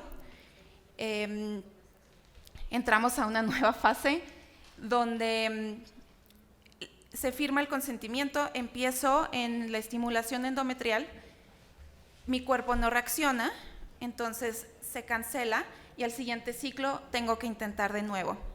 ¿Qué sucede? Que desde la primera vez que volvieron a solicitar las firmas, la clínica me exigía que la firma estuviera notariada. Un proceso más. Cada vez que yo tenía que pedirle la firma a mi expareja, el riesgo en la vulnerabilidad que yo me encontraba, con el riesgo de una nueva negativa, y al segundo intento otra vez tuvo que estar notariada la firma, el consentimiento. Otra vez mi cuerpo no reacciona.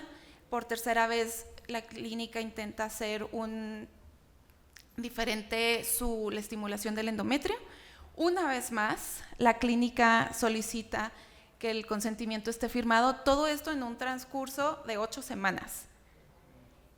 Entonces al final del día, cada quien está viendo por sus propios intereses. La clínica ve por los de ellos, porque a mí me decían, no podemos poner en riesgo la carrera del doctor y la reputación de la clínica. Ellos le tenían miedo a una demanda de parte de mi expareja.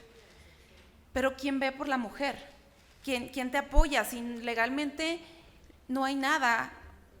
El hombre se protege él porque no quiere ser padre biológico, la clínica protege su negocio, su reputación. ¿Y la mujer? La mujer, te quedas en este vacío legal siendo parte de violencia también, no solamente por parte de tu pareja, sino por parte de la clínica, donde la respuesta para ellos más fácil era vuelva a intentar, y también te dan la oportunidad de ovodonación, que se dice muy fácil, pero una vez que tú estás ahí y te sacan estos libros de escoge al padre de tu hijo, es frío, y vienes tú de estos procesos tan largos que lo ves inconcebible. En mi caso yo decía, ¿por qué yo ya tengo a mi hijo ahí, mi opción, mi oportunidad? Espero que mi testimonio sirva para poder llegar a una solución y ir avanzando poco a poco en este tema, porque sé que es un tema con mucha controversia, es un tema muy grande, pero sé que juntos los vamos a lograr. Muchísimas gracias. Agradecemos su valioso testimonio a Lluvia Fierro García. Damos paso al espacio de diálogo y reflexión entre las y los participantes. Se responderán 5 preguntas, agradeciendo sean concretas y breves, de manera corrida e informando para quién sería la pregunta. Adelante.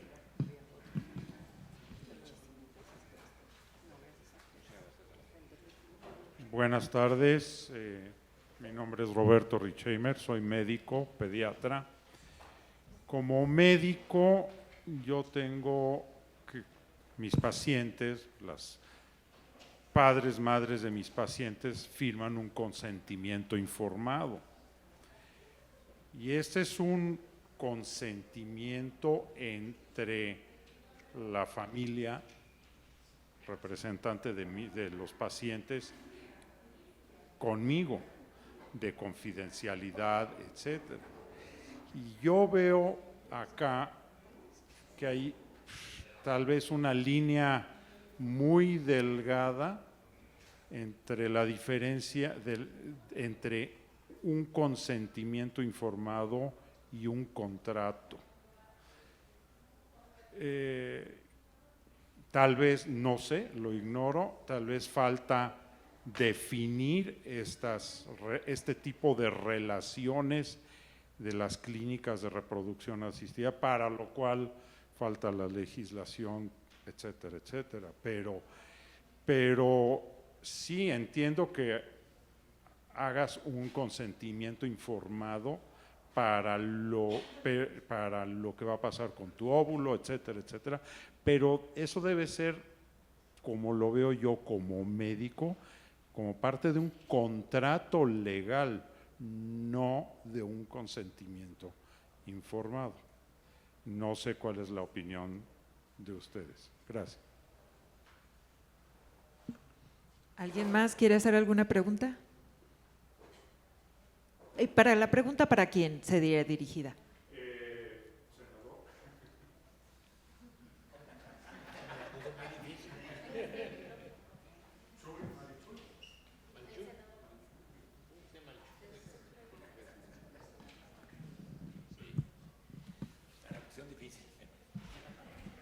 A ver, ¿me puede en concreto la pregunta? En concreto, la pregunta. Sí, en todo el contexto. La pregunta es, en este caso, donde el resultado es una vulneración de una serie de derechos de la mujer ¿Cómo podemos, qué se puede hacer para distinguir un consentimiento informado de un contrato? O sea, ¿qué se puede hacer para hacer esto más certero? Que no entre como una voluntad, un consentimiento informado, sino un contrato. Es precisamente lo que queremos obtener de estos foros, ¿sí? La legislación, que la legislación esté muy clara, que no haya ambigüedades y desde luego que se respete el derecho humano, el derecho que tienen las personas, como bien lo planteó Lluvia. No se puede hablar de igualdad entre desiguales. Parece que ese concepto filosófico, como lo dijo el compañero que habló desde Inglaterra, desde Oxford, puede ser como un eje rector, porque en el caso concreto de Lluvia, pues es la que está en situación de vulnerabilidad, en la situación de desventaja, y que con el marco legal actual, y le sigo más o menos como empecé, que está muy atrasado, ha estado muy estático este marco legal, que no ha permitido ponernos a la par con los avances y con las situaciones que se dan. Y de eso se trata precisamente todas estas contribuciones, todo lo que las experiencias, las investigaciones, la ética, la filosofía y las experiencias también, para poder tener un marco normativo, tener una legislación acorde a estas necesidades actuales. Sí, gracias. Adelante, por favor. Sí. Bueno, ¿me escuchan? Sí. Ay, perdón, ¿sí? Bueno, me presento, mi nombre es Sofía Pérez y soy abogada de Derecho de Familia y Reproducción Asistida. Y me gustaría, si me lo permiten, dar respuesta a la pregunta del doctor pediatra. En nuestra legislación, al menos en la Ciudad de México, existe una disposición muy clara que establece que la donación de gametos no genera ningún vínculo filial. Entonces, aterrizando esa pregunta al caso que muy valientemente Lluvia el día de hoy nos platicó, me parece que ha sido muy fuerte todo lo que has vivido y que hay dos derechos completamente válidos que hay que ponderar, pero justo en esa ponderación de derechos existe la posibilidad de la donación de este gameto. Claro, la donación de gametos suele hacerse muchísimo antes de la creación del embrión. Este es un supuesto completamente extraordinario. Sin embargo, a través de la donación del embrión y considerando todos los conceptos que ya la Suprema Corte ha desarrollado en torno a la voluntad procreacional y a determinar la filiación, aunque no exista un vínculo genético o habiendo vínculo genético, en este caso, si lo lleváramos al tribunal, creo que fácilmente un tribunal hoy podría decir: reconozco tu derecho para convertirte en madre de estos embriones, considerando tu oportunidad reproductiva, considerando todo lo que has tenido que pasar y la asimetría de la que hablaba Marichuy, y también respetando su derecho a no paternar, a través de la donación, en donde se garantice el derecho a no ser reconocido como padre, pero al mismo tiempo respetando tu derecho a convertirte en madre.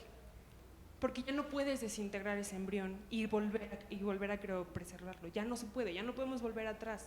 Pero entonces, con esto, ¿cómo lo resolvemos? Y hay muchísimos precedentes. En Estados Unidos esto ya ha pasado muchas veces y la verdad es que la Corte, como también lo dijeron en el foro, la Corte ha resolvido en favor de las mujeres atendiendo precisamente a la oportunidad reproductiva. Entonces, concretamente, existe la donación de gametos para no generar y garantizar esa certeza de filiación.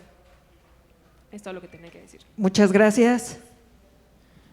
Gracias. Pues, también para abonar al comentario de lo que estamos hablando, y para aterrizar un poco, bueno, soy hermano de Lluvia, viví con ella este proceso, un poco difícil, muchas veces fui fui el abogado del diablo porque yo le decía, pues no puedes obligar a alguien a ser padre, ¿verdad?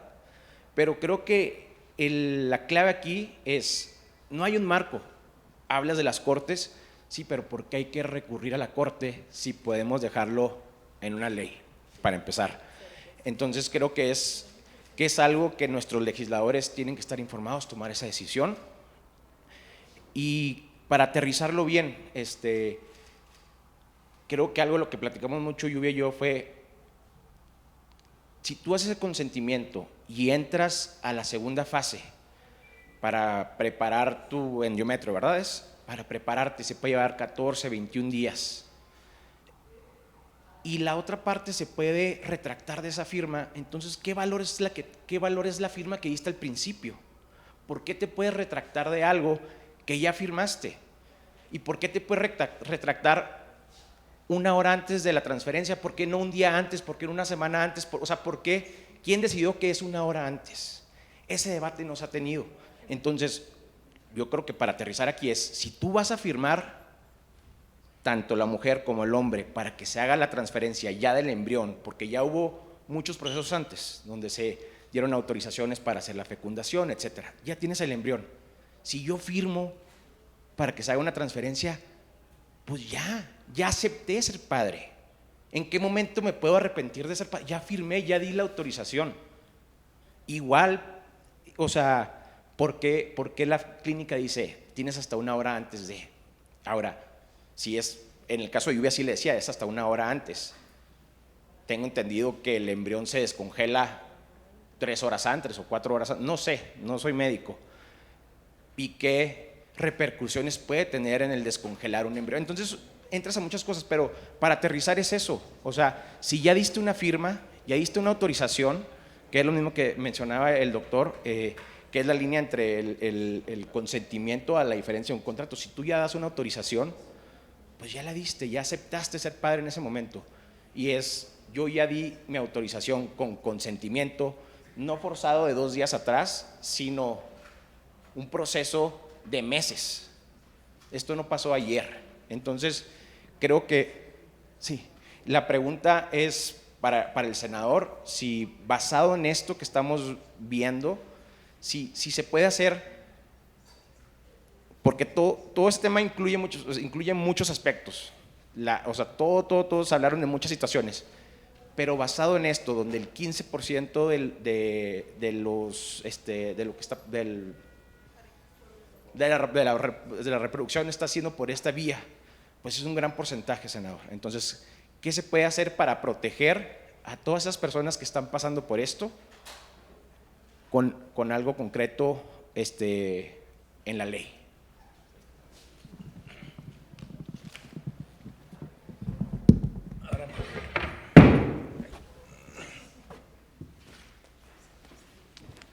Bien, pues me parece que la respuesta es muy similar a la que acabo de dar.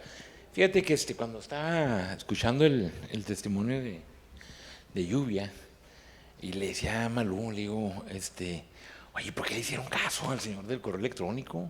Sí, o sea, como eso es casi raya en la impunidad, ¿no? O sea, cuando ya estaba todo el testimonio tan emotivo que nos dio Lluvia, y me dice bueno, Malú, que por cierto tiene mucha experiencia en esto, te tuvo que ir a cumplir con otros compromisos, y me dice, pues hemos tenido mucho tiempo batallando, ya van varios, desde el 2003 me platicó, que no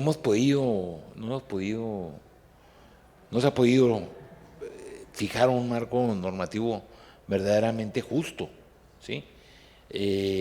Insisto, bueno, pues qué es lo que se puede hacer, es muy parecida a la pregunta, a la del doctor, tener mucho más finura, mucho más tino todavía. Me parece que ahora en esta legislación tenemos una oportunidad de oro, en esta legislatura tenemos una oportunidad de oro, porque bueno, pues la bancada mayoritaria, que incluso tiene hasta mayoría calificada, pues es una bancada progresista que tiene mucha afinidad estas causas, digo, no todos, ¿verdad?, pero libre de muchos prejuicios también, y que pues hay un historial amplio de la lucha por la justicia y en contra de la impunidad. Insisto, tener esa legislatura, esta iniciativa, me parece que todavía la podemos enriquecer aún más con este tipo de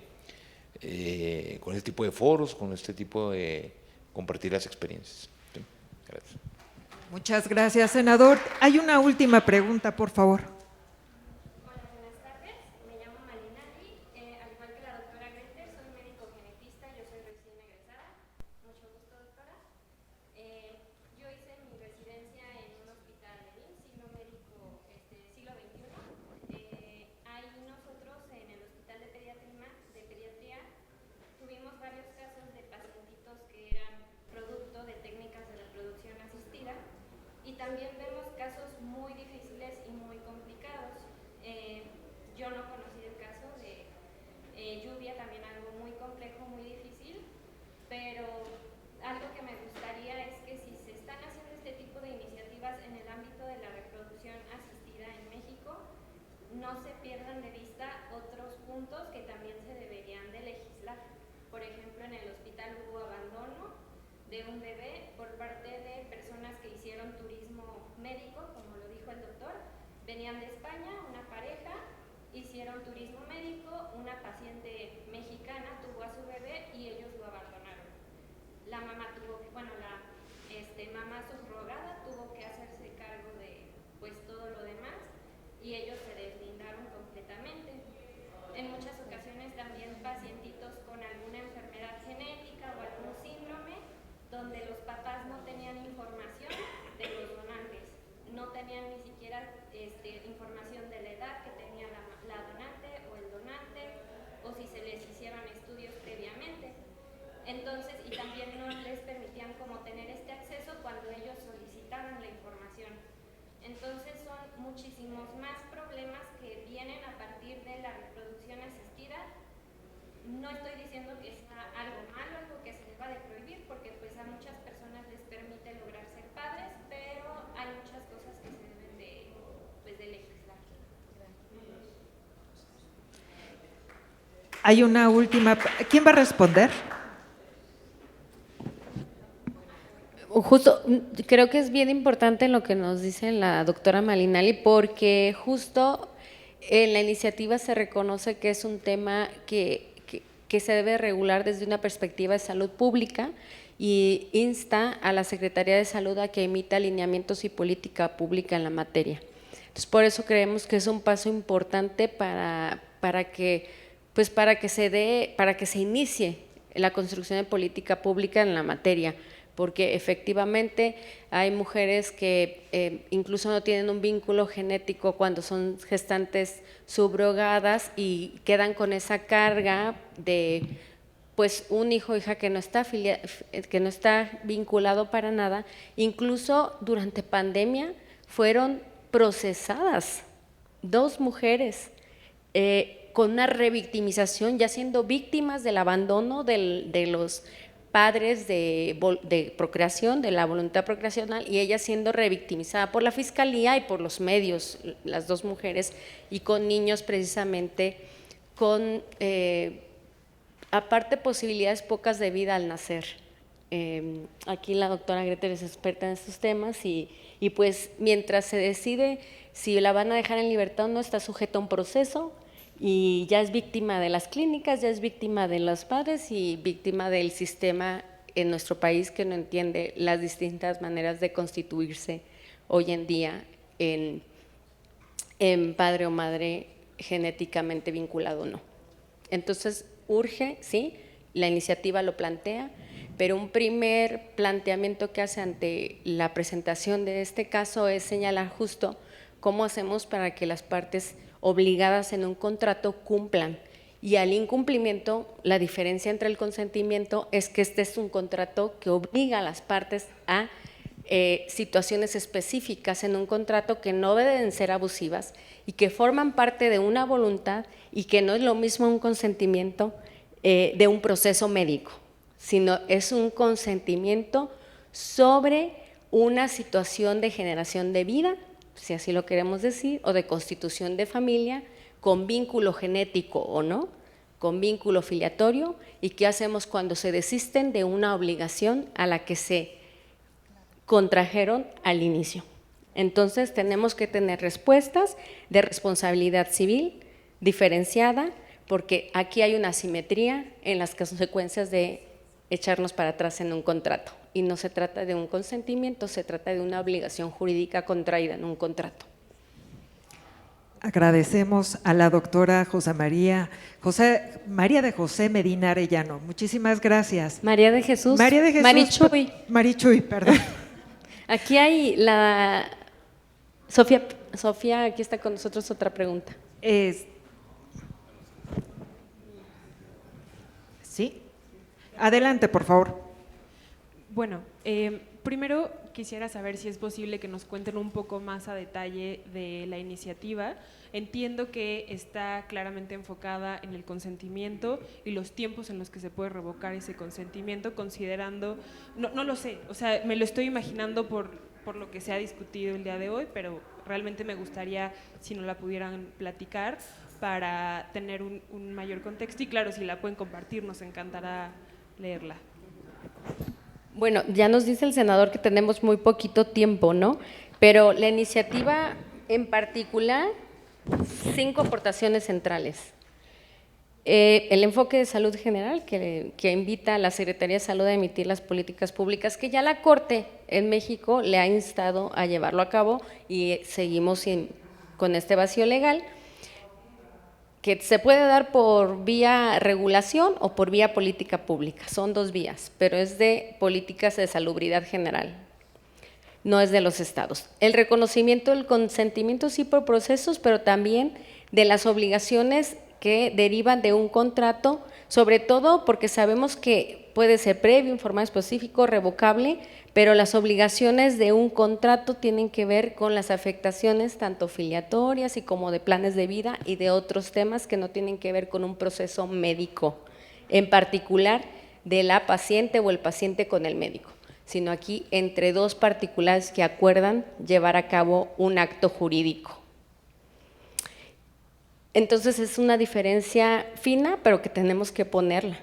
El establecimiento de consecuencias jurídicas para este desistimiento de una obligación contractual, que tiene que ver con la incorporación de responsabilidad civil, sobre todo por desistimiento injustificado. Sobre todo que sí tiene que también establecer en el contrato que debe de haber una justificación, y cuál sería esta justificación para desistirte sin consecuencias jurídicas. Y si te desistes, pues tendrás consecuencias jurídicas en cuanto a la reparación del daño, en cuanto a los costos, que ya nos decía, pues Lluvia los asumió, también se puede asumir en el contrato que los costos sean nada más para una de las partes, pero esto debe de decir, esto debería de dar el marco legal mínimo para que un contrato establezca esto, y la ley, la iniciativa lo está estableciendo, que se lleve a cabo, que se establezca, ¿no? Ahorita no tenemos nada que obligue a que se establezca esto en el contrato. Entonces, como que este es el también punto fino, ¿no? Y sobre todo, la indemnización que debe de existir por la pérdida reproductiva, de la oportunidad reproductiva. Esto ya en Estados Unidos se ha resuelto, pero acá no. Acá nadie habla de la pérdida reproductiva en esta simetría que nos encontramos los cuerpos gestantes. Y es importante porque no solamente es la pérdida reproductiva, sino también los procesos de ovonación, de estimulación, las cargas hormonales y otro tipo de proceso que pues resultan daños jurídicamente relevantes derivadas de un proceso clínico ya iniciado. Otro es la incorporación de la violencia reproductiva. Y aquí pues no hay una reforma a la Ley General de Acceso a las Mujeres a una Vida Libre de Violencia para reconocer que en las tecnologías de reproducción asistida pueden constituirse un espacio donde se ejercen violencias específicas contra los cuerpos gestantes, y lo cual está en línea con los estándares internacionales en materia de derechos humanos. Y también señalar que no puede pues estas técnicas a ordenar prácticas médicas, sino que debe de orientarse a prevenir violencias estructurales derivadas de la desigualdad en la que se encuentran los cuerpos en las clínicas de reproducción asistida. Y justo este consentimiento informado se tiene que entender como un proceso, pero no puede ser utilizado como un mecanismo que legitime la generación de daños sin consecuencias jurídicas. Entonces, resumo nada más, y creo que es muy importante. Ya también hay que decir que pues también ya lo que estableció la Corte de los procesos para determinar la responsabilidad civil, también hay jurisdicción voluntaria, pero se tiene que establecer en el contrato. Sí, ya sabemos por qué se tiene que establecer en el contrato, justo porque las diligencias que llevó a cabo la clínica, puedo atreverme a decir como abogada que son ilegales y que le van a causar la responsabilidad civil que no querían. O sea, no sé cómo va el caso en las cortes. También Lluvia me comentó que me pareció aterrador que cuando tramitaba sus demandas, las y los jueces se declaraban incompetentes por falta de ley y sobreseían sus casos. Y ya lleva varios. Me parece que ahí también se presentan violencias. Y le digo, ¿en qué etapa fue, no? ¿Con cuáles jueces que no se pueden poner en los zapatos de las mujeres que tienen precisamente problemas de infertilidad, 15% en nuestro país, y que representan pues, asimetrías de poder ante la falta de conocimiento técnico, pero también ante un tercero que no quiere cumplir con su obligación? Entonces, agradecemos pues, muchas gracias a la doctora Marichuy Medina. A los que nos acompañan a través de la página, les pedimos dejar sus dudas y se les llegarán las respuestas. Para concluir este foro, se concede el uso de la palabra al senador Juan Carlos Loera de la Rosa, presidente de la Comisión de Asuntos de la Frontera Norte. Adelante, senador. Bueno, vamos a la conclusión, pues, siendo bueno, agradecerles nuevamente a todas y a todos, principalmente al auditorio, al público, a ustedes, por su paciencia. Fue muy interesante, ¿verdad? Aquí aprendemos mucho. Muchas gracias a todas, a todos, a los ponentes, y siendo ya hasta se me acabó la pila del reloj. ¿Qué horas son? 6:49.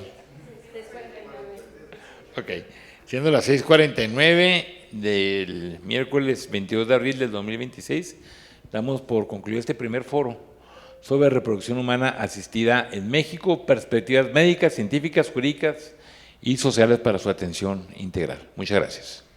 El Senado de la República agradece su valiosa participación en este foro. De igual manera, agradecemos a quienes nos siguieron a través del canal del Congreso y los medios de comunicación. Muy buenas tardes.